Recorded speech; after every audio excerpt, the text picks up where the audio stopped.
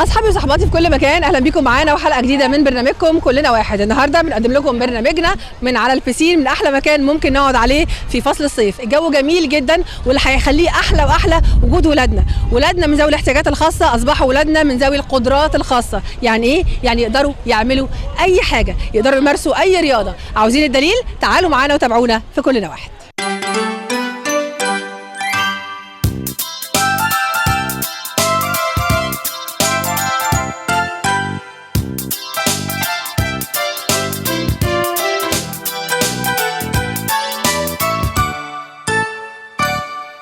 ده اللاعب احمد فرحات، هو الولد عنده شلل نصفي. كابتن بيحاول يخليه يشغل رجله، دي اهم حاجه بحيث ان هو يبقى عنده ثبات ويقوي العضله الضمه والعضله الخلفيه والاماميه بتاعت الرجلين، بحيث ان هو بعد كده ان شاء الله في المستقبل يعتمد عليهم ويمشي. احمد على فكره بطل الجمهوريه عندنا في السبيشال نيد، كان في بطوله للسي في اللي هي الاعاقات اللي هي ذهني وحركي في نفس الوقت، وواخد في قلبها الميداليه الذهبيه. كريم حالته اوتيزم، توحد، صعب جدا ان هو يرتبط بحد او يشتغل مع حد غير ما يكون بيحبه، وديت من سمات التوحد ان هو ما بيسمعش كلام حد غير ما يكون بيحبه جدا.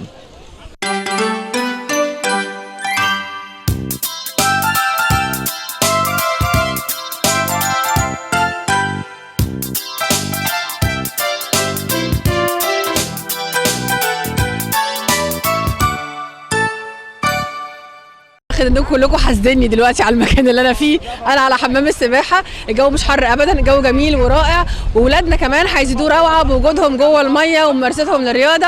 هنعمل لقاء سريع كده مع زياد حالا كده يعني دلوقتي ونطلعه من الميه. ازيك يا زياد؟ الحمد لله. تبرد مني لو قلت لك اطلع كده شويه واعمل لقاء معايا ولا لا عادي؟ لا عادي. طب عرف المشاهدين بقى بنفسك، انت اسمك ايه؟ زياد حمدي، 17 سنه، لاعب تبع زياد. انت في سنه كام؟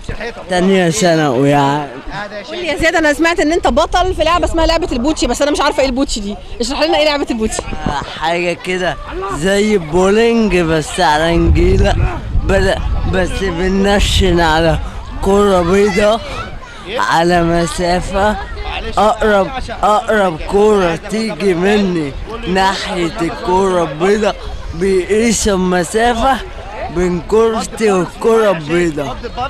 حاجة مثلا بين الجولف وبين البولينج. أيوة بالظبط. قول لي بقى دي يعني خدت جوائز فيها فين؟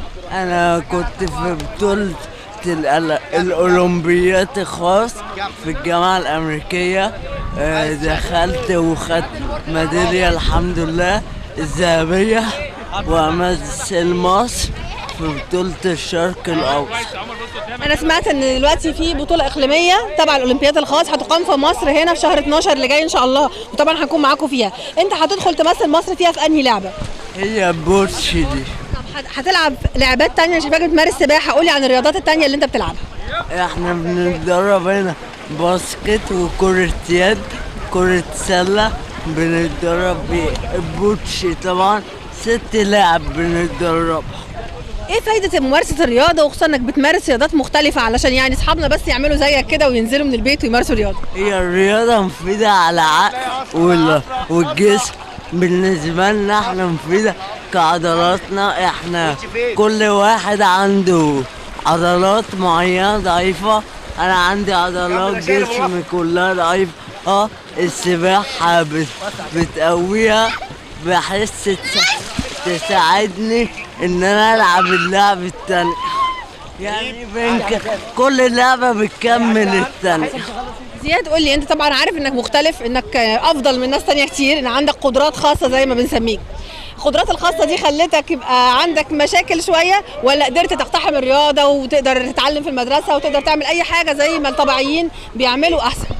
لا انا الحمد لله يعني بواجه كتير يعني، والحمد لله عايش حياتي طبيعي، بقى عندي صحاب بروح في كل حتة لوحدي، بس بيضايقني حاجة واحدة.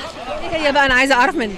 مفهوم الناس للاحتياجات الخاصة بيقتصر على الإعاقة الذهنية، يعني ده اللي يضايقني.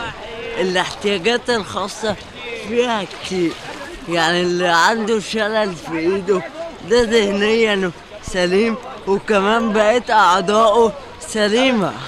يعني انا مثلا اطرافي مش سليمة، لكن عقلي الحمد لله سليم.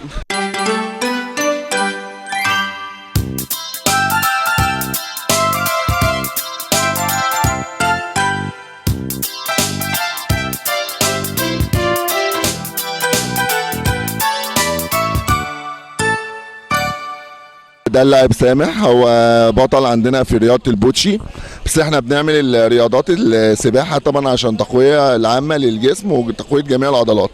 احنا عندنا هنا بنمارس 6 رياضات منهم السباحة، فلازم الاولاد كلهم يتعلموا السباحة. معانا اللاعب زياد، عندنا هو عنده نقص في الاكسجين في المخ، ده يعني اداله ان هو عنده زي شلل رعاش، ما بيعرفش يتحكم في اطرافه كويس، فبرضه برياضه السباحه بنقوي العضلات اللي هي ضعيفه عنده. زياد بطل الجمهوريه في رياضه البوتشي، ودخل المنتخب، وان شاء الله هيلعب في البطوله الاقليميه اللي جايه في شهر 12، وهيمثل منتخب مصر باذن الله. ومعانا برضه اللاعب عبد الرحمن، اللاعب عبد الرحمن لسه منضم لنا جديد، واحنا اصلا الفرقه كلها لسه بقى لها بالظبط حوالي 4 شهور بس شغاله. عبد الرحمن منغل، هو دلوقتي الكابتن شغال معاه ايدين بريست ورجلين بريست، يعني لسه، بس هو خايف يدخل وشه في الميه.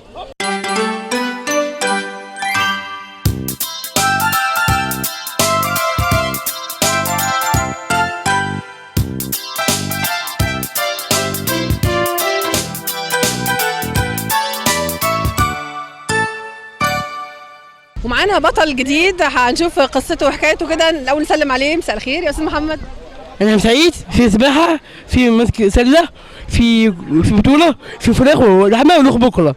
كل ده يعني بطوله وفراخ ولحمه وسله كله مع بعضه؟ انا سامعاهم في البسين بيقولوا على فكره انا بحب بابا وماما ومنا بس. طيب سلام لبابا وماما ومنا، دلوقتي هم مبسوطين جدا انك ذكرتهم في التلفزيون. بس اعرف هم ليه في البسين قالوا لك يعني اتكلم كويس واحنا هنجيب لك فراخ. انت بتحب الفراخ شكلك قوي، يعني دي اكتر حاجه بتحبها؟ في سباحه، في الطول، في الطول. انت بتعرف تنط في البسين وتعوم؟ اعرف. وايه تاني غير السباحه بتتعلمه؟ بسطه وكريم وده. ايوه، انت بتشاور على ناس معينه هم بيعلموك السباحه بس.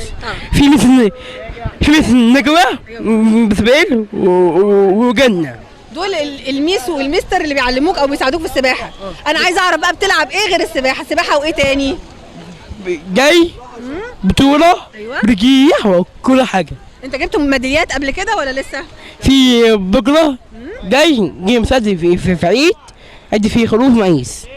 انت بكره عندك بطوله؟ ليه في بطوله. يعني انت دلوقتي لو نزلت البسين تقدر تعوم عادي؟ اعرف اعوم لوحدي من غير عوامه؟ اعرف اعوم لوحدي. ومش هتعمل طرطشه كبيره؟ عارف كل حاجه. بقى طرطشت بقى كتير عليا بقى وغرقتني ولا ايه؟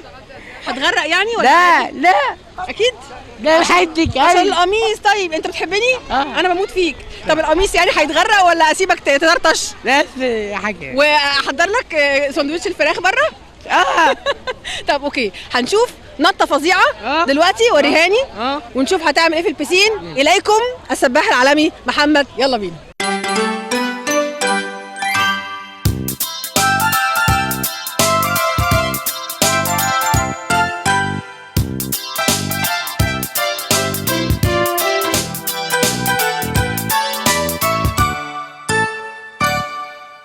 شادي، سمعت الاغنيه بتاعت انا وشادي غنينا سوا، عارفها؟ طب ما تغني لي حته منها كده. اطلع كاتشات واحد فيه. انا شادي سوا، ايوه سوا. انا سمعت انك انت بطل كبير جدا في العاب القوى، في الباسكت بول. قول لي بقى ايه العاب القوى؟ بتلعب ايه من العاب القوى؟ جلة. شاطر في الجله؟ بتجيب مسافات كبيره قوي؟ الجله دي محتاجه يعني قوه في الايدين وعضلات. انت عضلاتك قويه؟ وريني كده، وريني. يا عيني يا عيني. والناحيه الثانيه انت بترمي الجله بالشمال ولا باليمين؟ باليمين. وبتتدرب فين؟ النادي. بتتدرب كم مره في الاسبوع يا شادي؟ 10. كل يوم؟ يوم ويوم ولا كل يوم؟ يوم. ويوم. ويعني عندك استعداد انك انت تلتزم بالتدريب ما بتزهقش ابدا؟ لا. بتاكل كويس؟ اه. شادي بياكل ايه عشان يبقى بطل رياضي كبير كده في العاب القوه؟ فراخ. لا يا كريم هوب مخ. زيتة. عليها فوق الميه هوب تاكل سلطه ولا لا؟ اه. واللبن اخباره ايه؟ طب قولي بتعمل ايه تاني غير العاب القوه؟ انا سمعت انك بتلعب باسكت بول كمان. هوب يا كريم طب انت بتحب ايه اكتر، الجله ولا باسكت البول؟ كلها. عايز ايه؟ انت شاركت بقى في مسابقات على مستوى العالم، على مستوى الدول تانية؟ لا. لسه. لكن انت البطل على مستوى مصر كده، على مستوى المنطقه. اه. المركز الكام؟ تاني؟ المركز التاني، بس ان شاء الله عاوز تبقى المركز الاول يا شادي؟ اه. شادي انت بتحب السباحه؟ خالص يا كريم انت بتحب السباحه ليه؟ عشان الدنيا حر يعني وعايزين ننزل كده نطري عن نفسنا، ولا علشان هي بتخلي عضلاتك تبقى كويسه؟ ريسة. ريسة. طيب مين الكابتن اللي بيدربك بتحبه؟ مستر طه. مستر كيم. مستر طه ومستر حكيم ولا كريم؟ كريم. طب بتحبهم؟ اه. ليه بقى بتحبهم ليه؟ دو ده كويسين معاك؟ مين اللي بيجيبك التمرين يا شادي؟ ماما. ماما.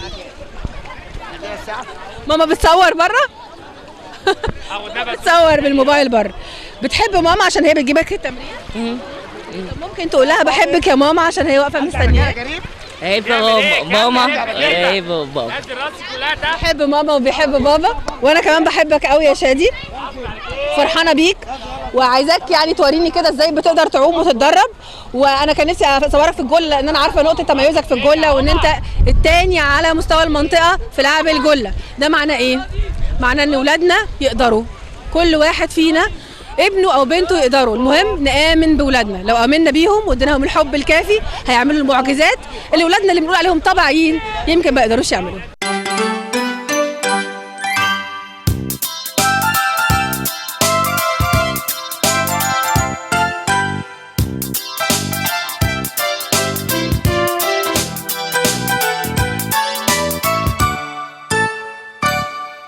وطبعا ورا المجهود اللي الولاد بيبذلوه جوه البسين اكيد في حد بيقف يدعمهم ويعلمهم. معانا كابتن طه نتعرف عليه اكتر وعلى اسلوبه مع الولاد. اهلا بحضرتك. اهلا بحضرتك. عرفنا على حضرتك اكتر. طه خضر، ماسك فريق ذوي الاحتياجات الخاصه. علشان نمسك فريق ذوي الاحتياجات الخاصه مش محتاجين كابتن عادي، محتاجين كابتن عنده قدرات خاصه، ان هو يكون قادر على استيعاب الولاد وان هو يؤمن فعلا بقدراتهم ويقدر يطلع احسن ما فيهم. ابرز الصفات اللي يجب توفرها في الكابتن اللي بيدرب ذوي الاحتياجات الخاصه. هو طبعا لازم يبقى صبور، ولازم يبقى دارس ازاي هو بيعمل ايه، ولازم يكون برضو عنده تحمل، ولازم يبقى فاهم الشخصيه بتاعت الولاد. ولو هو مش يعني ملوش في المجال ده او هو مش حابب المجال ده، لازم يحب المجال بطريقه كبيره جدا، لان لو هو مش فاهم او مش حابب مش هيعمل حاجه. لان الولاد بالذات ذوي القدرات الخاصه عندهم حساسيه عاليه جدا، وبيحسوا بالمدرب هل هو حابب الموضوع، هل هو حب الولد حبه. لو الولد حبه بيطلع له كل اللي عنده، ممكن يشتغل معاه وبيبقى احسن من النورمال. بالعكس يعني بيبقى اب نورمال كمان، يعني بيتعلموا بسهوله جدا. اهم الرياضات اللي ممكن ذوي الاحتياجات الخاصه يمارسوها، هل في رياضات معينه ولا زيهم زي الولاد الطبيعيين ممكن اي رياضه تناسبهم؟ المهم الموهبه، ويعني انتوا بتلقطوا القدره على ممارسه رياضه معينه. هو في الاتحاد المصري منزل 14 رياضه بيمارسوهم الولاد، بس الولاد يعني على حسب الاعاقه، لو مثلا ذهني او اوتيزم ممكن يشارك في اي رياضه، بس الولد اهم حاجه يحبها. يعني احنا عندنا احسن لعيبه في العالم اوتيزم عندهم توحد، يعني ميسي عنده توحد، مايكل فيليبس بطل السباحه بطل العالم في السباحه عنده توحد. فيعني هم بيبقوا عباقره، بس اهم حاجه يحب اللعبه، او يحب مش شرط اللعبه، يحب الحاجه اللي هو عايز يعمل فيها، بيدي في قلبها جامد جدا. احنا هنا في النادي الحمد لله اداره النادي مساعداني جامد جدا ومهيئالي، يعني بسم الله ما شاء الله مجلس الاداره مهيئلي الدنيا جامد جدا. مدخلين تخاطب، مدخلين ارت، مدخلين ميوزك للولاد، ومدخلين حاجات برضو عشان تنميه التفكير والذهن والتنميه البدنيه. طبعا دي بتفرق معاهم في الاتزان، وبتفرق معاهم في اللياقه البدنيه، وبتفرق معاهم حتى لو في عندنا اولاد عندهم شلل رعاش او شلل نصفي او كده، بتفرق معاهم برضو في الاداء الحركي.